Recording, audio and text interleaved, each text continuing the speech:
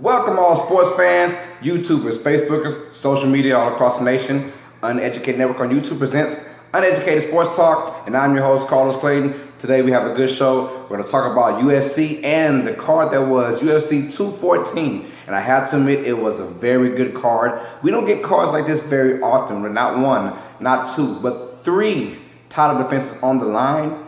And outside of that, the two matches outside of title defenses were actually good matches as well on paper. Now, I'm going to go ahead and start off with the Robbie Lawler match. But before we get into that, before we get into all that UFC talk, please like, subscribe, share, comment about the Uneducated Network on YouTube. That is a show that presents my show and a bunch of other guys' shows as well. We're loving it. It's going good so far. We're getting a lot of subscribers in. So please like and subscribe to Uneducated Network on YouTube. Check us out. It is going down. So now let's talk business.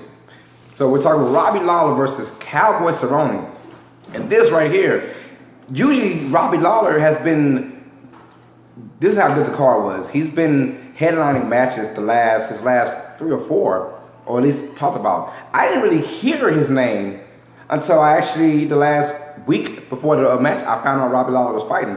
I said, oh wow, let's go. So you have Robbie Lawler versus Cowboy Cerrone, and I must say, what a match it was.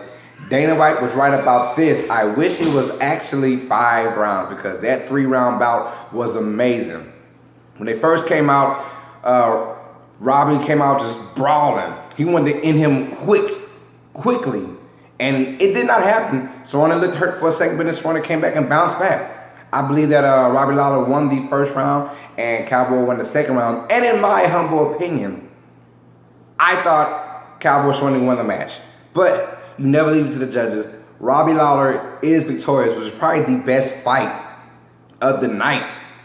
Except for the John Jones fight in Cormier. We'll get to that a lot later. But we're going with the Robbie Lawler fight right now. It was a very good fight, very intense for 3 straight rounds. So that being said, Robbie Lawler is kind of moving back up into the welterweight division. He has to get back on track after being knocked out by a few people. Tyrone Woodley, it's like 2 people. So we're gonna find out about that. And Cowboy, that's my dude. I always say that's my dude.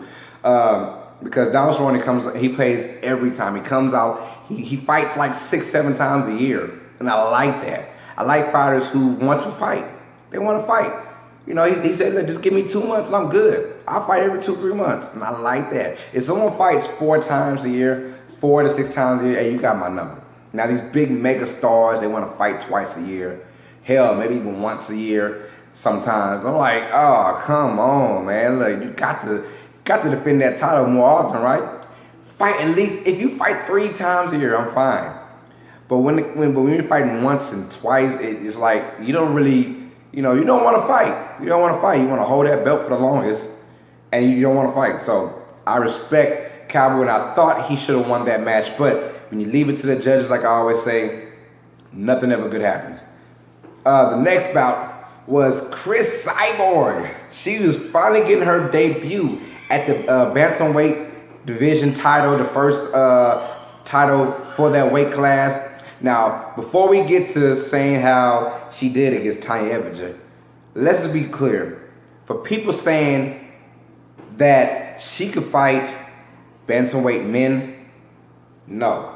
Stop that right now. That's Dominic Cruz, that's Uriah Faber, that's the champion. I forgot his last name is Gollenberg or something like that. He's good as well. You got guys who can fight in that bantamweight division. They will throw her around like a rag doll. That's why she's a woman. That's why they're men. And I don't want to hear none of that common stuff. I know how y'all feel about Chris Cyborg. But anyways, speaking of her, she came into this match and she pretty much dominated Tanya Evinger. Give credit where credit is due. Tanya stood in there and she went not blow for blow, but she took blows and she came back up and she kept missing that kick. Cyborg kept coming with that kick and Tanya kept slipping it. That was probably her best move of the night, was actually getting away from a hit. So I respect Tanya for coming in, but she looked out of shape. 145, you're not supposed to be that flabby. She was very flabby. And you knew that this is coming in. You knew coming in that she wasn't going to win. But she lasted longer than a lot of us thought she would. I believe it went 3 rounds. and she lasted very long. So I expect the first round TKO, to be honest, but third round TKO, if you're Tanya, you'll take that. She made, Chris Cyborg have to fight for everything she had. She made her throw a lot more punches than she thought she would. You thought that if Cyborg could not get to her in the first 3 rounds, maybe the championship rounds, she would start to doubt herself. That's what I was thinking. That's what everybody else was thinking. But then and all, even if she would have doubted herself, there's no way she was losing that match. It's just the fact that she would probably get mad for not knocking the girl out. Chris Cyborg is an animal. All that Ronda Rousey versus Cyborg talk they had 3-4 years ago, I was laughing at it. I was laughing. I was like, Ronda Rousey ain't gonna be able to touch that girl. Chris Cyborg gonna knock her out. Ronda Rousey, that's a different story. We'll talk about her in a minute. Just know how I feel. I think when she came into the class, it just wasn't a big class yet when females first came in. It just wasn't. They had to get themselves together first. So she was just picking off these chopped liver females. And now you have competition coming in. Now the big names are coming in. Now women are actually training to really get into this. They're not playing no games. Now you see where Ronda Rousey is now. She's probably watching this show. Ronda, if you are, I'm very sorry, but I'm very true. Anyways, Chris Cyborg TKOs Tanya Evinger in the 3rd round, and she becomes your first ever bantamweight women's championship at 145 pounds. So guys saying that she can fight, even if they're just joking, like, you can joke about it, but I'm just saying, like, she won't be able to handle the guys. So let's not try and bring her to the guys, because yes, she's very dominant. I do not see anyone matching up with her. They could probably pull a Holly Holmes versus Chris Cyborg, and yes, that will get ratings, but I still think that Cyborg dominates Holly Holm. I would love to see a Holly Holm versus Amanda Nunes fight. If Amanda does, let's say Amanda does win her belt in September, maybe somewhere in January, she could fight Chris Cyborg. Hey, you never know. Amanda goes up in weight class, or Cyborg, no, Amanda will probably go up in weight class to fight Cyborg, and I would love to see that. That's the one girl I think can go round for round with Cyborg, but that's my opinion. I am not the promoter. We will get to Dana White in just a minute. But, well, matter of fact, we're about to get to Dana White right now. We're talking Cerrone Woodley versus David Myer, and in my opinion, I thought it could be a great matchup. 2 different styles. We saw what David Myer can do on the ground. We all know that he was going to be that ground submission specialist. He's going to do that against Cerrone Woodley. Cerrone Woodley, he's the big body welterweight. The man is just straight up strong, muscles on top of his head. He probably got muscles on his lip. I'm just saying, this dude is strong. So 2 different styles. But we all know that Cerrone comes out to play because we saw what he did to Wonder Boy Woodley back to, Stephen Thompson, excuse me. We saw what he did to Wonder Boy Thompson. 2 straight matches in a row. The first match was probably fight of the night. The second match was very dull and not entertaining. But here it is. Cerrone gets results, and it's called W. For those who don't know what W means, that means win. W. Win. That's all it is in the sport. Win. Dana White. He wins. That's what it is. The man wins. Cerrone Woodley stuffed David Myer. Attempts to bring him down. I believe he missed 23. 0 for 23 trying to put Cerrone Woodley down. He could not do it. The first attempt to bring Cerrone Woodley down, Cerrone hits him in his left eye. His eye is swollen the first seconds of the match. The man went in 23 times. Cerrone Woodley shut it down all 23 times.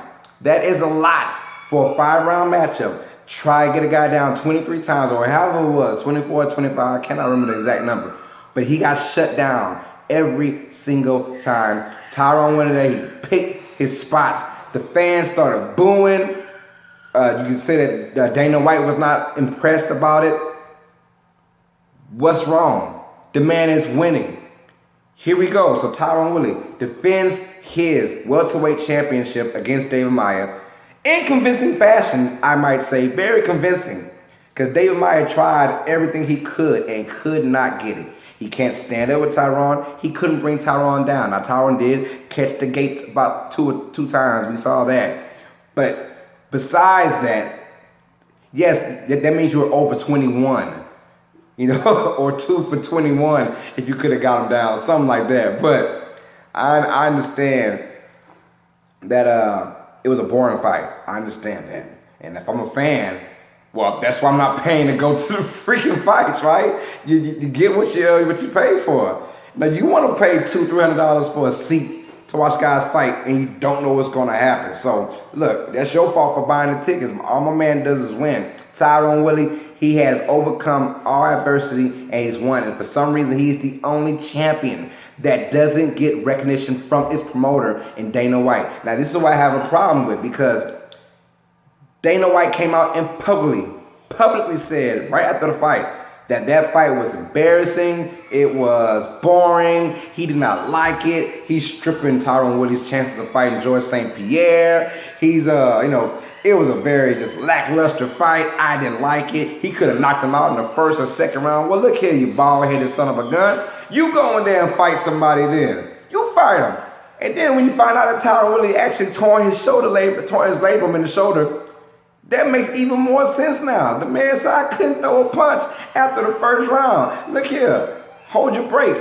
I don't get the hate for Cerrone Woodley. I do not get it. Yes, people look at his specimen. He's a specimen, and they're expecting him to knock people out every single time he's on in that octagon. They want him to knock somebody out. It's not going to happen every time. You go in there and fight David Myer and just try and knock him out like Cerrone Woodley said. He will put you to the ground and he will submit you in a heartbeat. That is not about to happen.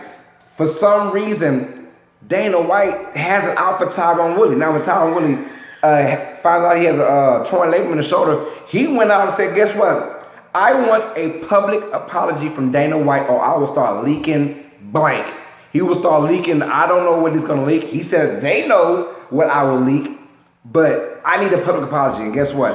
I don't blame Cerrone Woodley at all. When you're the promoter, Dana White, you're supposed to be promoting. You promote your athletes. You promote them. You don't demote them like he's been saying. Don't demote me. I'm the freaking champion. You put Stephen Thompson against me, what I did? I beat him 2 times. You put David Myer against me, what I did? I beat him. So what is the problem? I don't get it. He is your welterweight champion. Deal with it. My goodness, he has so much praise for George St. Pierre, right? George St. Pierre, in my opinion, is the most boring champion out there. He is boring as hell. Super boring. But what he did, he got wins. He got results. But for some reason, he's the golden boy. Well, I saw a few of his fights. I'm like, man, that guy freaking is boring. But he's winning.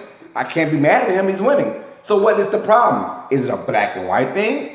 Maybe. That's not going to issue too hard, but you got to think about it. Cerrone Woodley, what you want to knock people out every single time, it's not going to happen. This is the UFC. If you try and get cute, you try and get creative, it will backfire in a heartbeat.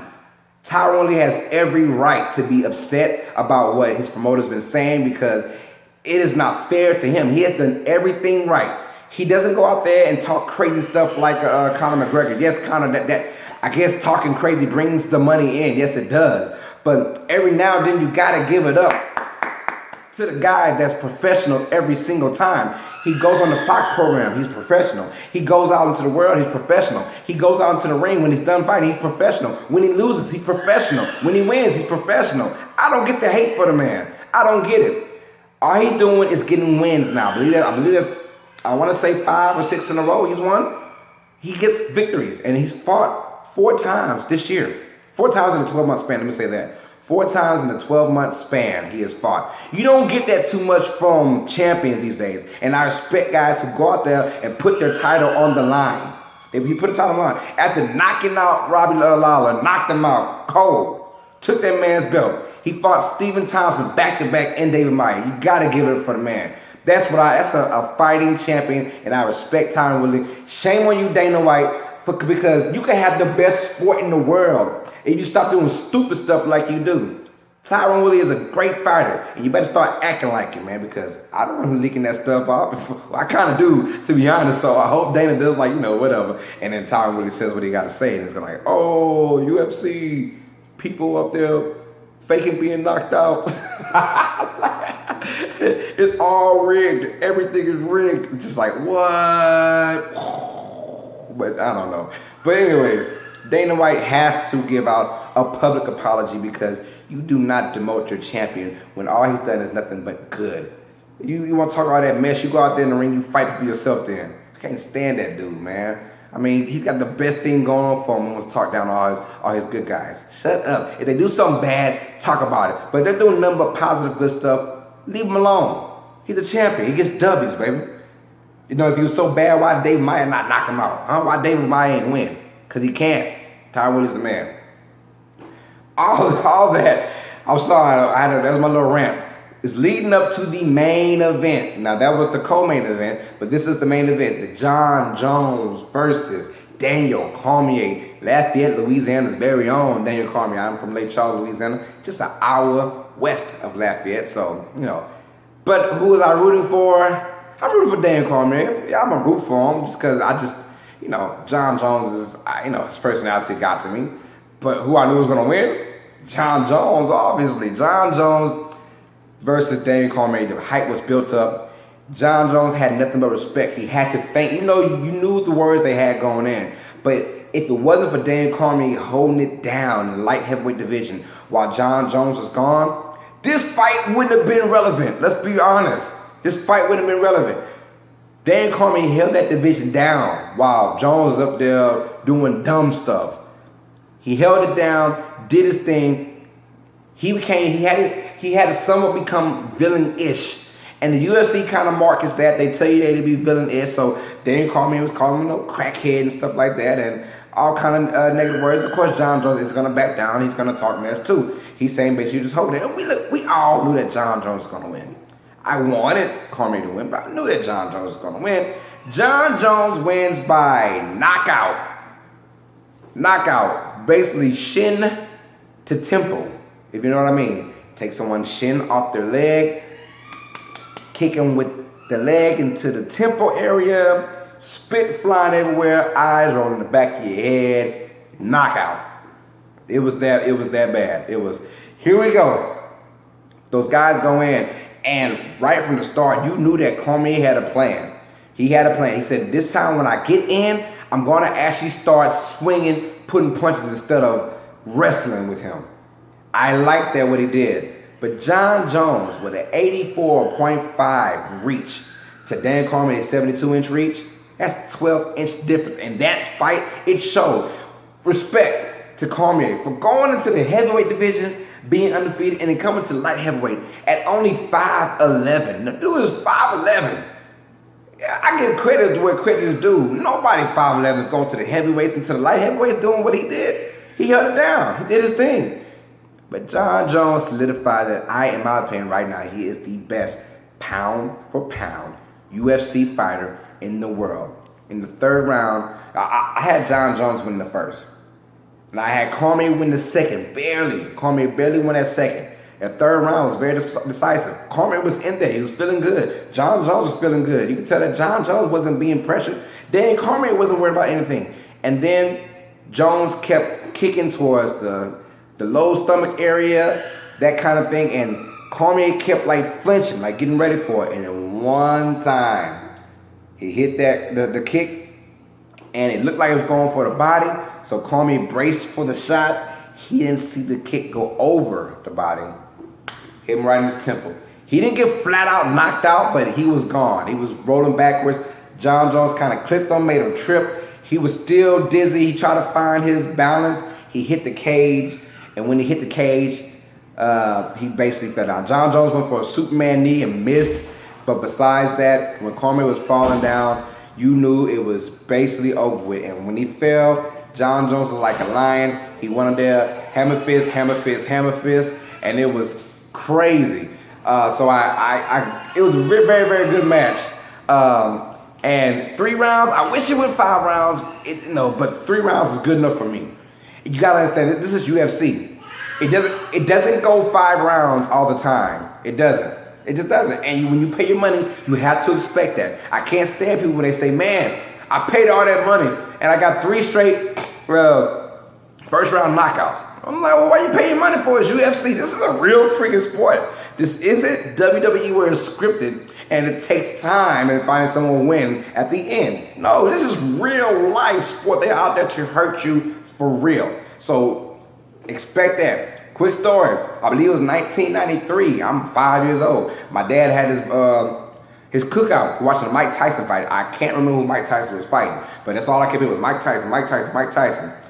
My dad goes in there, all his friends that he's cooking. Mike Tyson's fight is literally getting ready to go happening. And I'm sitting there watching all these guys watching this fight. My dad says, oh snap, I forgot something from the kitchen. The fight starts, boom. He goes into the kitchen, 20 seconds later, he tries to come back. The whole crowd, the whole living room is going, wow. Oh, Mike Tyson just knocked out whoever he did like that. My pops came out, he was like, cuss word, cuss word, cuss word, cuss word, cuss word. This is UFC, this is boxing, this contact sport. Something's gonna happen. So I got to rant about that too. I don't know why I was talking about that. But anyways, it was funny to me. So it's UFC. Don't be surprised if someone gets knocked out. It won't go 5 all the time. You won't get this special match all the time in Tyron Woodley's case. And it won't go 5 rounds in John Jones' Cormier case like it did the first time. John Jones solidified that he is the best. He is pound for pound the best. I knew he was going to win. I knew he was going to win decisively if it did go 5. But he showed that his reach is just too dominant. You can't stop him. After the fight, Cormier was still in the daze mode. He didn't want to be in the area. And people kind of lost respect for him. I didn't lose respect. I just thought he was very mad and he didn't know where he was. Guys get knocked out. They don't know what's going on. They don't want to be part of it. He didn't believe he got knocked out. You know, and shame on you, Joe Rogan, for actually interviewing that man in the knocked out stage. He said publicly that he shouldn't have done that. And so I'm glad he said that. You know, the guy was not in his right mind. Don't interview a guy when he's not in his right mind. No, he wanted something real. But the guy was something real sloppy. You made him and saw the man crying and stuff. So I'm pretty sure there'll be crying memes of him everywhere. I saw it on Facebook already.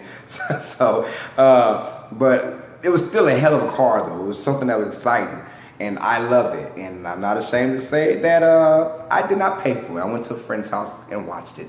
Thank you guys. Thank you, Lakin. Thank you, Greg. But it was fun nonetheless. And John Jones went out there and did what he did. The best thing he did was he apologized to the fans. He told the fans he was sorry. He let them down. He said he let everybody down, his family, peers, all that good stuff. And then he went out and he said he thanked Daniel Cormier for being a great challenger. And he said the man got heart. And he knows Daniel Cormier comes out to fight all the time. And that's his biggest rival. And he knew that. Daniel Cormier pushed John Jones to keep going at this level. Because if Daniel Cormier didn't do anything, John Jones would probably be in the state of like poor me and not train at the level he wants to train or be where he wants to be physically. After a 15-month layoff, John Jones is back, ladies and gentlemen. He's not going anywhere. I think he is cleaned out light heavyweight division. It's time for him to go up. And why not start off with a good rivalry, a new one, with Brock Lesnar? That's right. So when he was done talking about Cormier and giving thanks to him and thanks to the fans, and you know, he got the mic back and he said, Brock Lesnar, if you want to know how it feels to get your butt beat by someone 40 pounds lighter than you, come in the octagon and holler at me. That's right, because they've been beefing for a while now. They're not beefing, but just Twitter talk. You know how it is in this day and age. They've been talking. So now you get excited. You understand that Brock Lesnar is still committed with WWE for, I'm guessing, till after WrestleMania. And then you realize when he comes back, he has to serve the rest of the suspension, which I believe is like 6 months to a year. I don't know the rest of the suspension. So you probably won't even see those guys fight till maybe 2019, if we're lucky. But if that does happen, can you imagine the box office money, the pay-per-view money? Because guess what? I'm going to buy it. It's Brock Lesnar and John Jones. Let's go. Like, I'm a sucker for these kind of things. I really am. And I know the results, too. I think John Jones would beat Brock Lesnar kind of handily, in my opinion. But you never know. Brock Lesnar can pound him off. He's not going to wrestle Brock Lesnar, but, but I would still love to see it. I would love to see it, man. I am excited about the future of UFC if the promoter gets his stuff together, because this could easily crash and burn. Easily. Promote your champions. If a champion is a champion, promote them. You have to. Promote them. A win is a win. A win is a win. Nothing else said. A win is a win. John Jones is your light heavyweight champion. Tyron Woodley is your welterweight champion. And Miss Chris Cyborg, she is your new crowned bantamweight champion. She'll be bantamweight champion probably for the rest of her life. she might have to go to the guys too. Nah, I'm playing. I'm playing, man. So that's all I got, man. What a wonderful card. UFC 214 was wonderful. I cannot wait for UFC 215, where you'll see Demetrius Johnson, and then you'll see Amanda Nunes. They're all fighting September 9th. So how ironic, a day after my birthday. Let's go, y'all. Birthday time. Birthday turn up. Anyways, like, subscribe, comment. Check me out on Facebook. My name is Carlos Clayton. I'm from Lake Charles, Louisiana, if that helps. Check me out on Twitter at Carlos Clayton _ I repeat, at Carlos Clayton _ Get ready for my 32 for 32. Starts August 6th. That's 32 teams in 32 days. I'll break down every team, starting with the Cleveland Browns. Yes, they still suck. And I'll talk about check out my basketball. I give out my top 30. I don't know, I'm gonna start that probably somewhere in September, but just be ready for that. I'll give my top 30 players, and I will do that. I might do more. I'm not sure. I'll let you guys know. I said 30 or 40. Let me know. You want 30, 40, or 50? I feel like doing 50. Let me know. Express that out. And we'll talk more UFC along the way. I love UFC, so we should talk about it a lot more. Check me out on Twitter at Carlos Clayton. I will give out my 2 minutes. If you haven't seen me on Twitter yet, my first one was talking about the off season for the NBA, how it helped out this year's NBA regular season coming up. So look out for that. Check me out on Twitter as well, man. So Uneducated Network presents Uneducated Sports Talk, and I'm your host, Carlos Clayton. And as always, sports fans, you know what it is. Stay smart, stay uneducated. Peace.